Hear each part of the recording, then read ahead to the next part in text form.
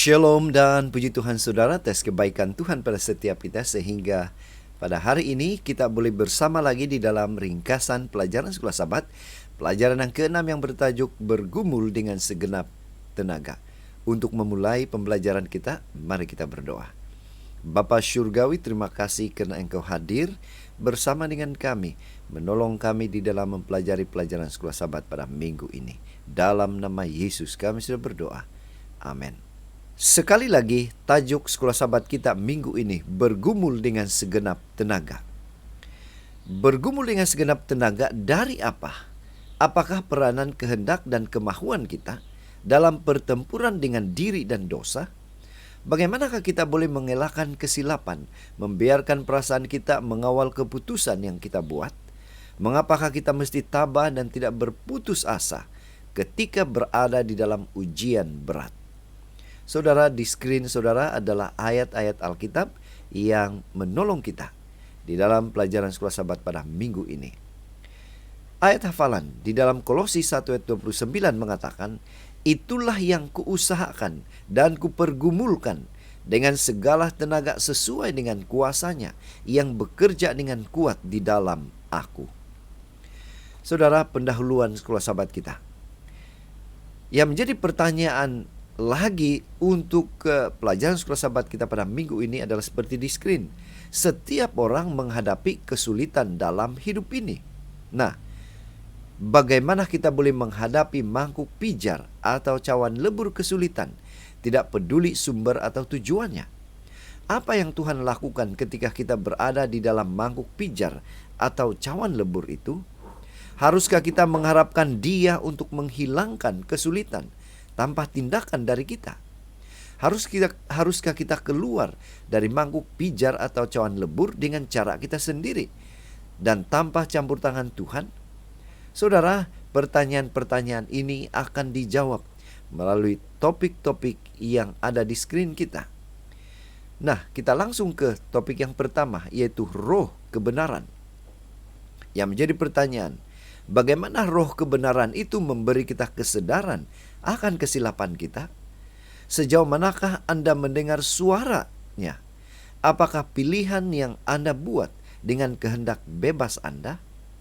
Saudara, firman Tuhan dalam Yohanes 16 ayat 13 katakan, "Tetapi apabila Ia datang, yaitu roh kebenaran, Ia akan memimpin kamu ke dalam seluruh kebenaran."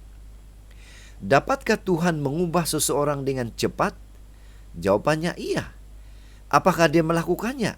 Jawabannya biasanya tidak. Saudara, mengapa?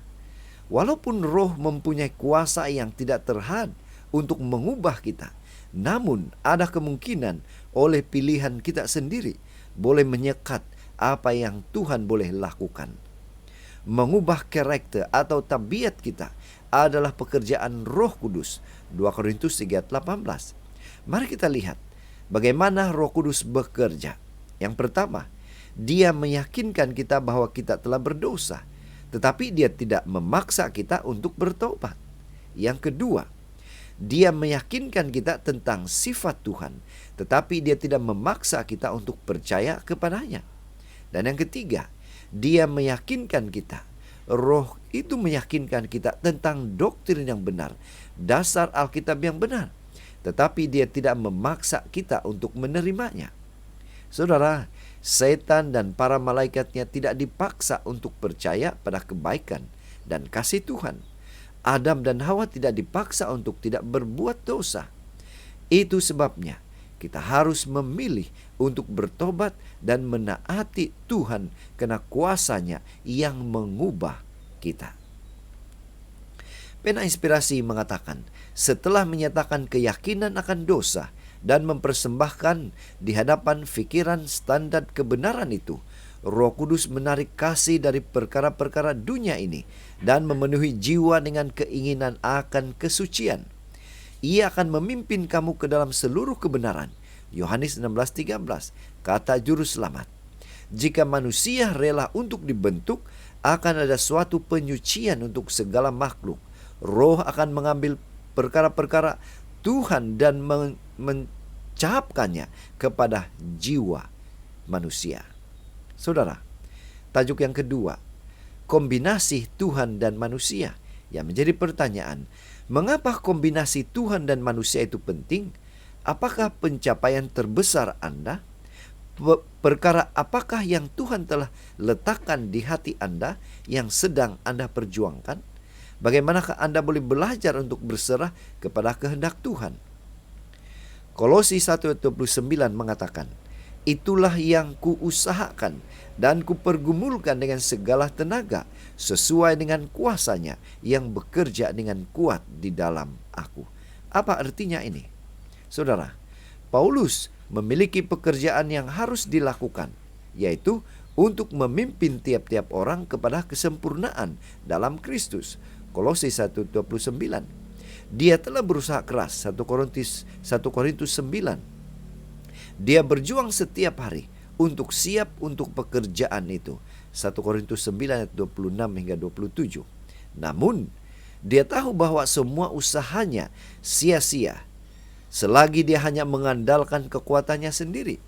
Kekuatannya hanya berguna dan efektif jika dia bekerja sama dengan Tuhan, dengan segala tenaga sesuai dengan kuasanya yang bekerja dengan kuat di dalam aku. Inilah kata-kata Rasul Paulus. Saudara, pekerjaan ini sama dalam segala hal yang kita lakukan. Bahkan mengatasi mangkuk pijar atau cawan lebur memerlukan kerjasama antara Tuhan dan kita sebagai manusia. Kita manusia seharusnya tidak mengharapkan Tuhan untuk melakukan segalanya atau untuk menang dengan cara kita sendiri saja. Seterusnya, tajuk yang ketiga, kehendak yang terdisiplin. Apa makna ungkapan ini? Apa makna kehendak yang terdisiplin? Apa kaitan perasaan dan kehendak manusia? Apa peranan perasaan dalam membuat pilihan? Saudara, Yeremia 17 ayat 9 mengatakan, betapa liciknya hati, lebih licik daripada segala sesuatu.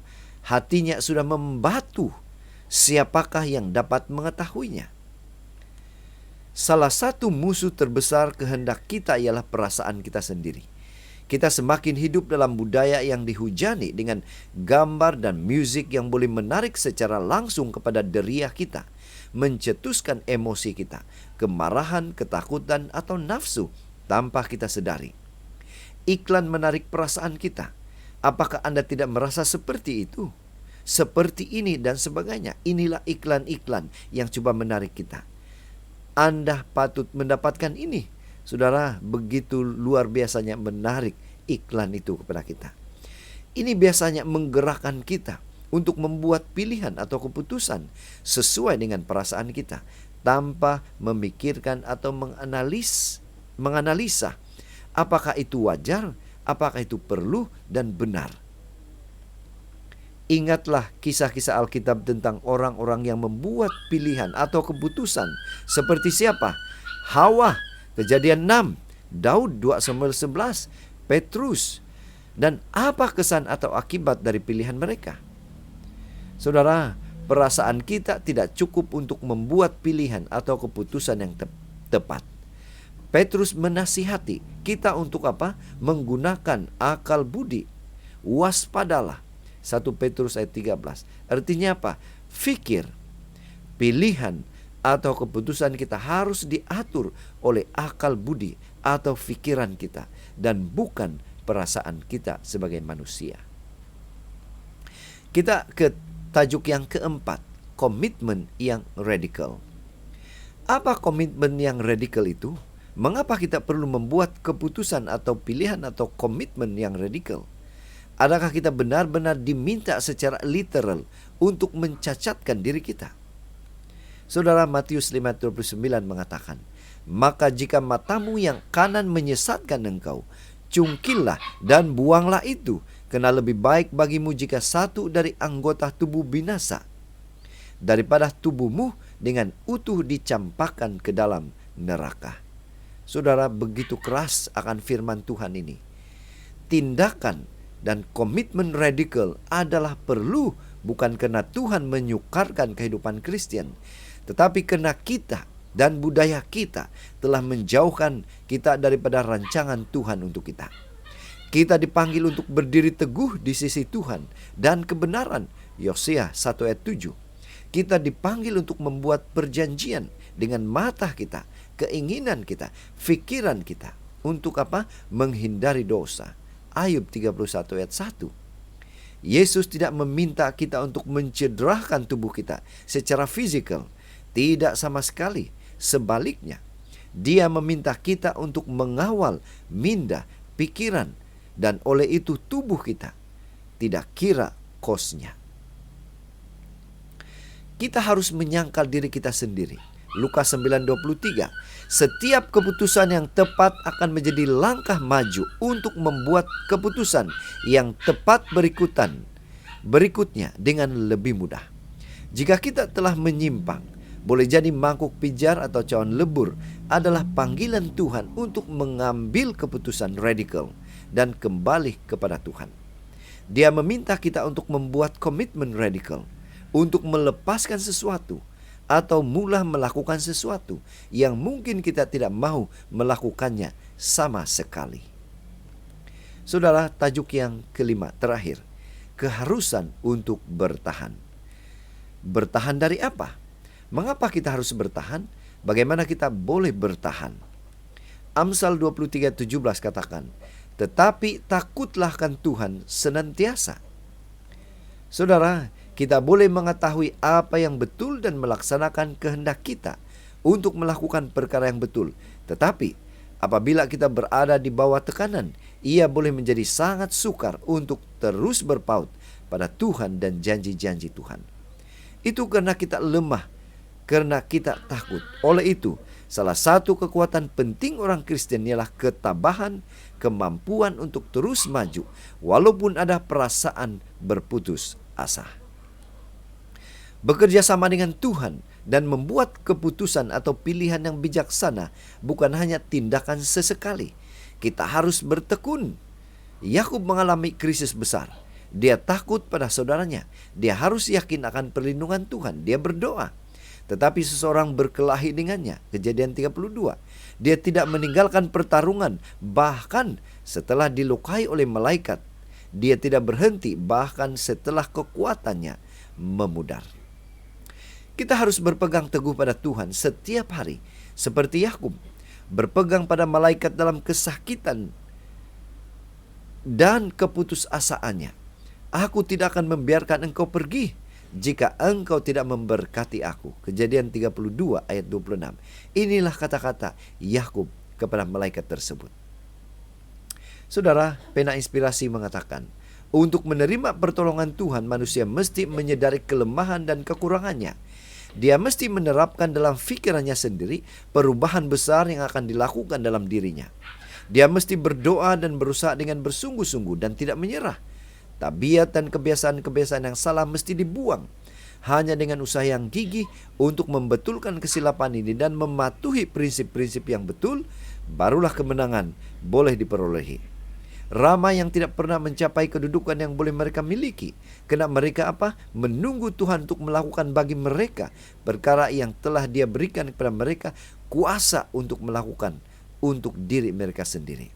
Semua orang yang layak untuk digunakan dalam pekerjaan mesti dilatih dengan disiplin mental dan moral yang paling berat.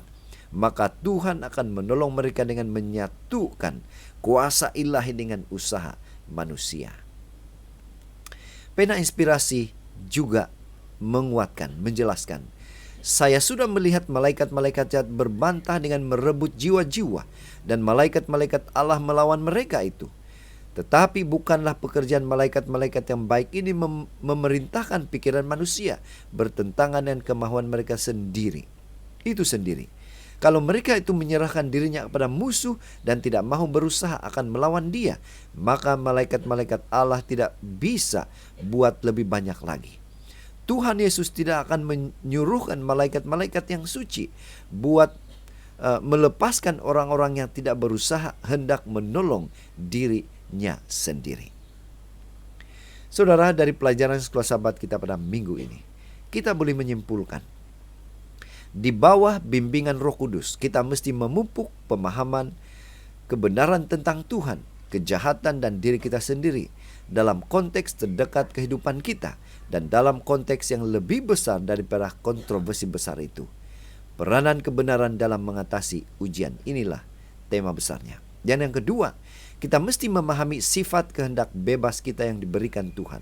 Ya, memang benar bahwa Tuhan berdaulat dan memberikan kita keselamatan dan semua perkara yang baik untuk hidup dan makmur. Namun, Dia menciptakan kita dengan kebebasan sejati. Tampaknya kita tidak akan sama seperti sekarang. Itulah sebabnya Tuhan memberi kita kuasa dan meminta kita untuk melaksanakan kehendak bebas kita dan bekerja sama dengannya dalam pekerjaan besar penyelamatan dan pembangunan kerajaan Tuhan. Temanya ini adalah peranan kehendak bebas kita dalam mengatasi ujian. Dan yang ketiga, kerjasama ini memerlukan komitmen dan ketabahan kita yang radikal. Kita tidak boleh bekerja sama dengan dua raja berbeza yang berperang antara satu sama lain. Kita mesti mengetahui kebenaran, memilih Raja Syurga yang adil dan penyayang, menyelaraskan kehidupan kita dengan prinsip-prinsipnya, dan komited sepenuhnya dalam kerja untuk kerajaannya. Tidak kira apapun. Prinsip-prinsip ini akan memberi kita tenaga yang penuh dan sentiasa diperbaharui untuk bertarung dan mengatasi ujian berat kehidupan ini. Saudara, ini adalah temanya peranan komitmen dan ketabahan dalam mengatasi ujian. Jadi saudara, sekian saja ringkasan pelajaran Sekolah Sabat kita pada minggu ini. Semoga ini boleh membantu kita serba sedikit di dalam memahami pelajaran Sekolah Sabat kita. Tuhan memberkati kita. Mari kita berdoa. Bapa Syurgawi, terima kasih karena menolong kami bersama dengan kami sementara kami mempelajari pelajaran Sekolah Sabat kami. Dalam nama Yesus kami sudah berdoa. Amin.